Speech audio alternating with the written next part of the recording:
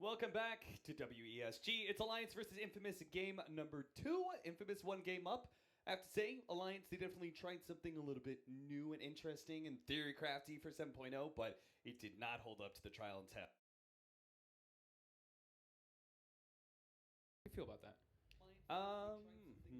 Well, it leaves out both Rubik and Shadow Demon for them to be able to pick up against the Luna, so they'll have their choice between the two. I think they'd rather have Shadow Demon, particularly since the defensive nature of that hero works a little bit better. Yeah, but they'd get an EGM Rubik. I'm not sure which one I would prefer. Yeah. I think you do want to take away, I mean, the Undying, I think, is, in general, you want to take it away from the Americas because the fighting style and what typically America's teams try and focus on is the laning opportunities that offer you with Undying in the dual lanes. And Alliance are actually going to go for a push strategy into the Luna, Drow Ranger, Shadow Demon. We expected that only one of those supports was going to be picked up, so immediately Infamous is going to take the other one. If it was Shadow Demon, they'd be happy. If it's Rubik, they're also good. Drow Ranger. We were actually looking at Alliance yesterday, and we were like, why didn't they pick Drow Ranger here? And we were all like talking about it on the panel. And we were like trying to figure out reasons why they didn't, because we thought it fit pretty well into what they were going for during one of their games. But this game, we know they're already right away just showing what they want. Opening? Yeah, it was the Slaughter Ogre opening. We were like, Drow fits into this one. They didn't end up doing it, but this time they're going for a different approach into the game, going for a very early-esque timing. Right away just showing what they want. Just high physical damage. Drow fits into this one. They didn't end up doing it, but this time they're going for a different approach into the game, going for a very early-esque timing. Just high physical damage.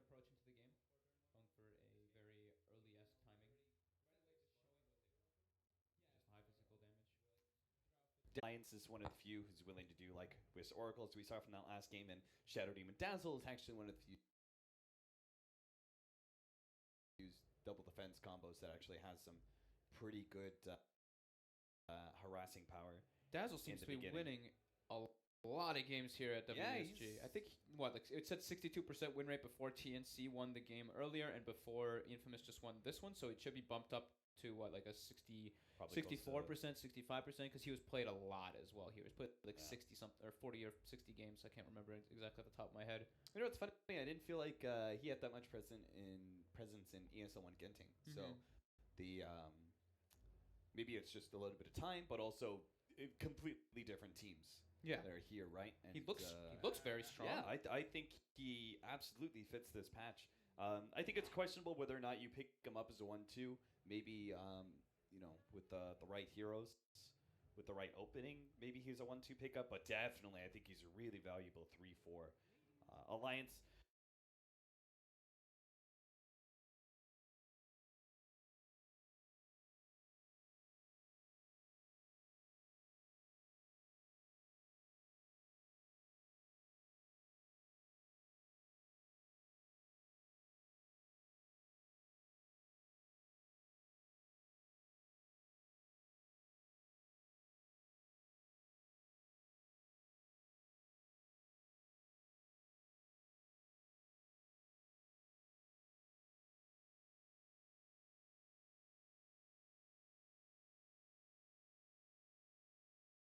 Going to get themselves a little bit more boost in the Drow Ranger strategy because Infamous went ahead and banned away Kataro's Templar Assassin, which makes perfect sense. Limps.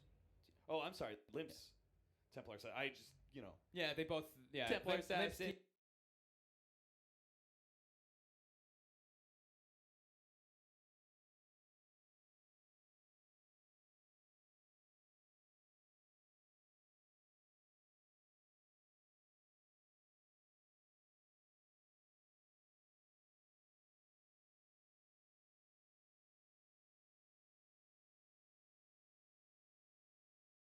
Yeah, Kataro, Kataro, they're kind of synonymous yeah. for me. So, but Ogre Magi going to be the boost to Lotus Drow Ranger and Infamous.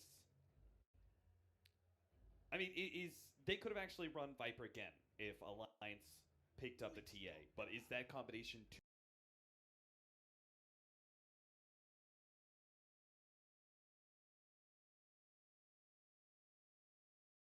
Just comes in and throws a Firestone up.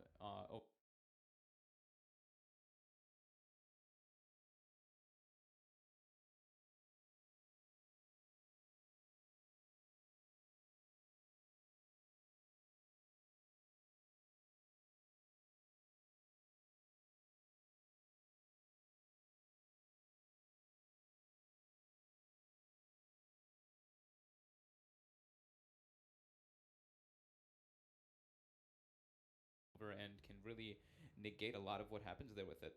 Because Firestorm does an insane amount of damage to creep waves. Kills it almost instantly.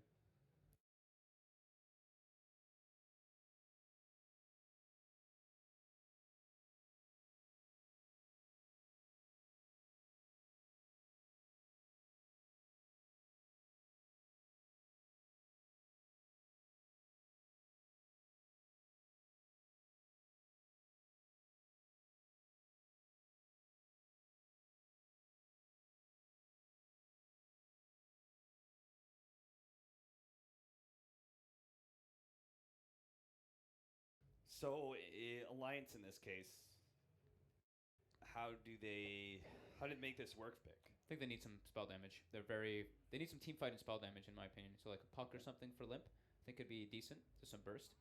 Puck and just enable them to actually have fight. Yeah, Quap maybe. Which one do you favor more? Oh.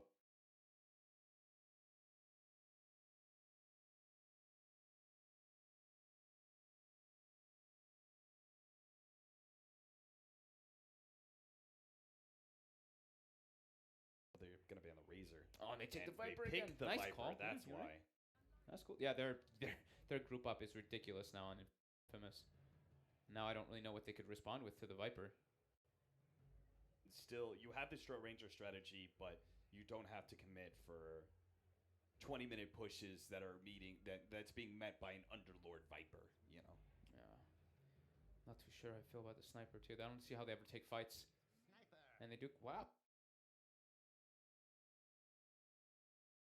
Oh, Cap. Damn. High five. High five. Good call.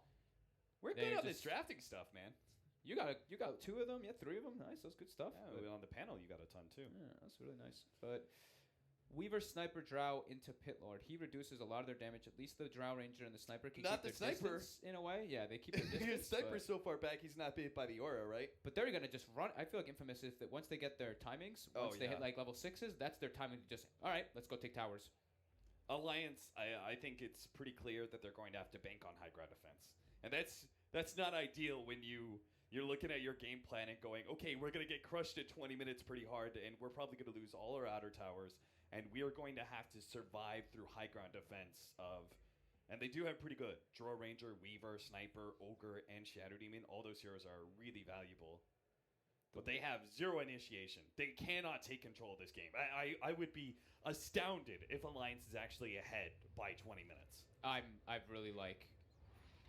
like Infamous's lineup a lot. It's very group up. It has an insane amount of team fight. They are innately tanky, and they're going to be buffed up by the sustain from both the Pit Lord and the Witch Doctor. They kind of have like multiple methods of approaching the game as well, multiple different damage instances, while Alliance is very just physical, 100% damage oriented again.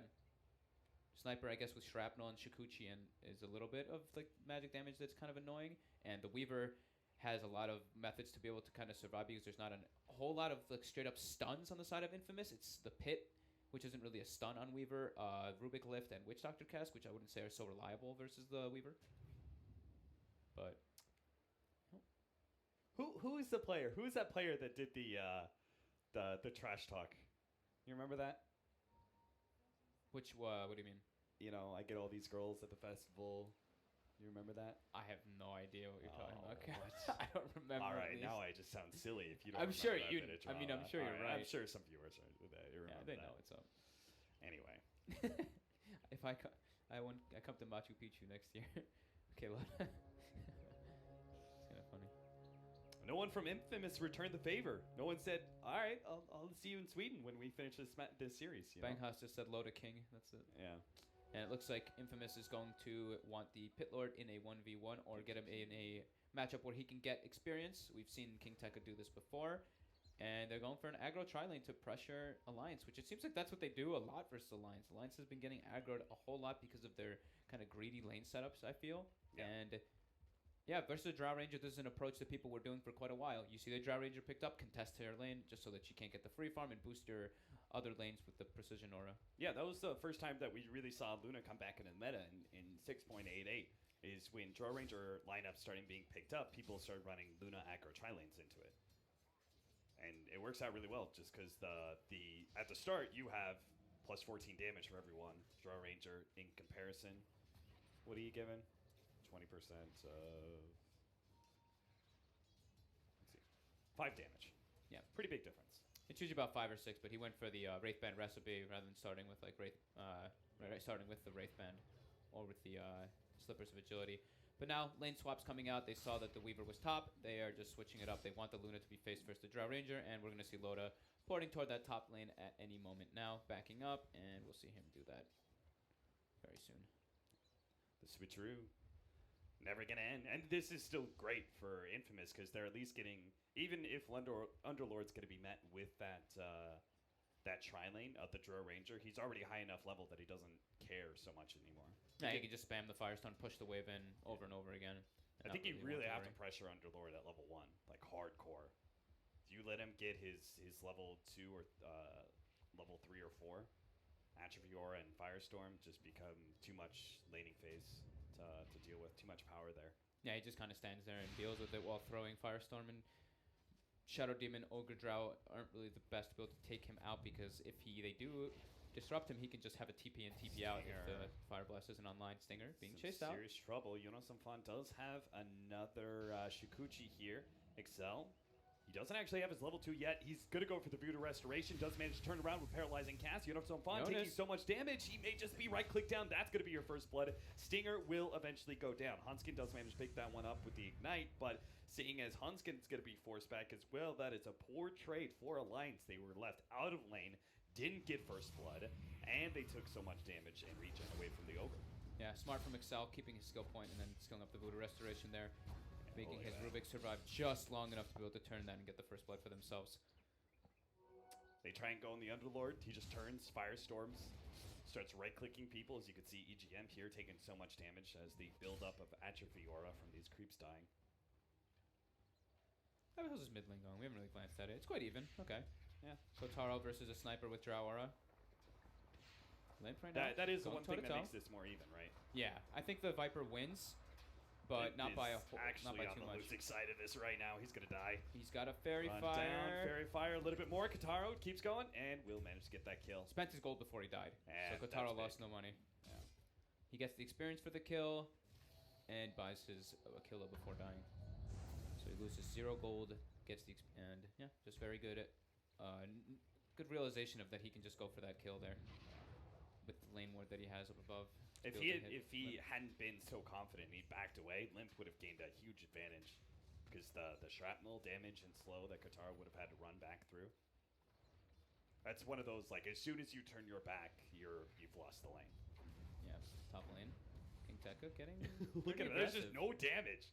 He like walked into the tower pretty much. I need this Atrophy Aura is reducing his C still at level 1. Yeah, it's reducing 10%. So what, you're talking about he's only doing 59 damage, and then half of that is being blocked out by the poor man shield. Yeah, almost level 5 already on Pit Lord. He's pretty much free farming, 15 and 5. Yeah. He's just this guy's just a beast. He doesn't care. Maybe with the Soul Catcher, that'll do a little bit more damage. Actually misses the Soul Catcher, it looks like. Yep. Hit a creep he's instead. Just fine. His illusions are annoying, but bottom lane, Hanskin and Jonas use the Shrine. Want to keep putting pressure on that aggro tri-lane, but they're not really getting anything out of it versus this Rubik Witch Doctor Luna. It's one of the strongest tri-lanes. Like Rubik Luna alone is one of the strongest dual lanes. Throw a Witch Doctor in, any ranged hero really, but Witch Doctor is probably one of the stronger by himself. Which is why they're trying to rotate on mid, because Limp certainly needs the help. And it's a good time to go for it, because Kotaro, with the lane pushing in, it may feel comfortable enough to try and catch Limp while he's farther away from his ramp. Excel sees that something's going up. He's like, there's nobody bottom. There's no Weaver, there's no Ogre, nothing. So he starts making his move towards the mid lane. Scouts out the Weaver. Bugs actually are committed by Jonas, and Excel just TP's out and should be just fine. So really not much being gained here by Alliance whatsoever. This laning phase looking incredibly strong for Infamous. They are top 3 CS on the board. Yeah, that's impressive. The Underlord has more CS than Lotus Drow Ranger.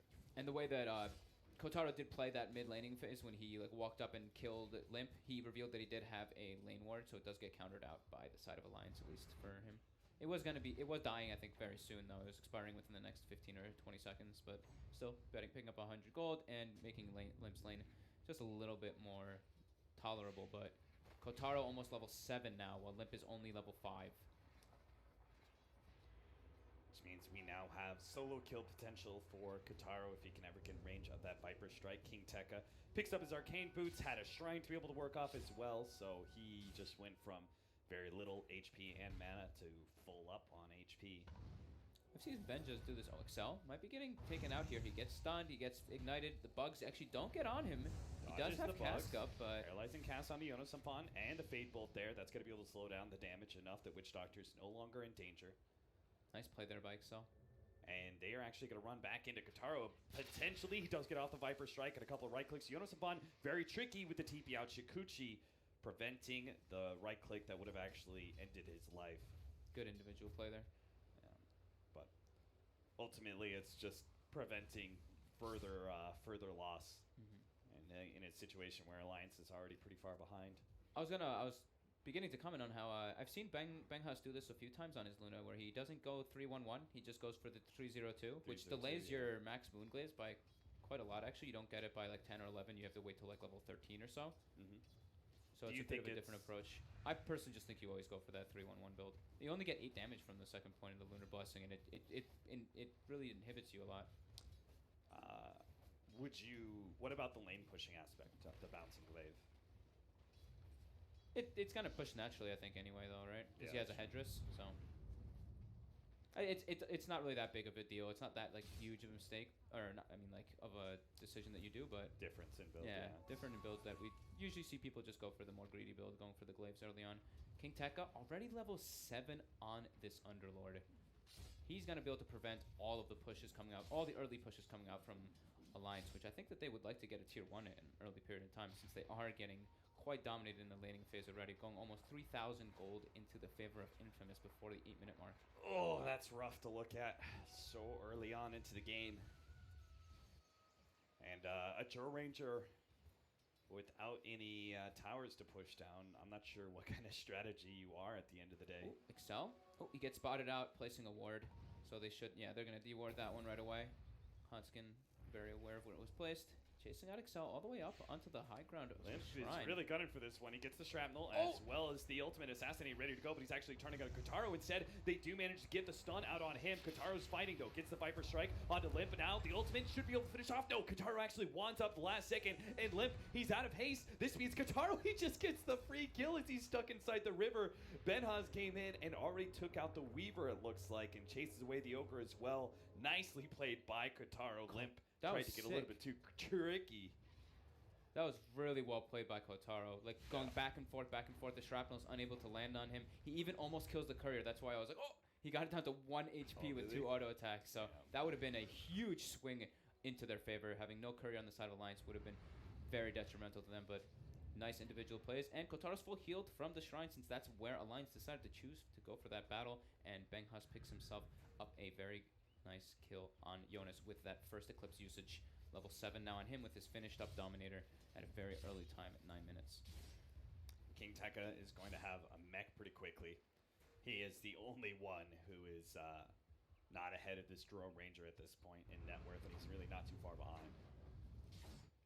Sitting at 3,200, Loda 3,500, our Sniper way down there at 2,700, and our Weaver is almost non-existent. I was about to say I'm very concerned for Alliance because of this Weaver. The Sniper and everything is okay. He's doing relatively decent. The Drow Ranger too. You'd want to see them doing better, but this Weaver is level 5 and he's going Medallion. We see support Weavers with pretty much the similar farm and levels as what Jonas is getting out of this game so far.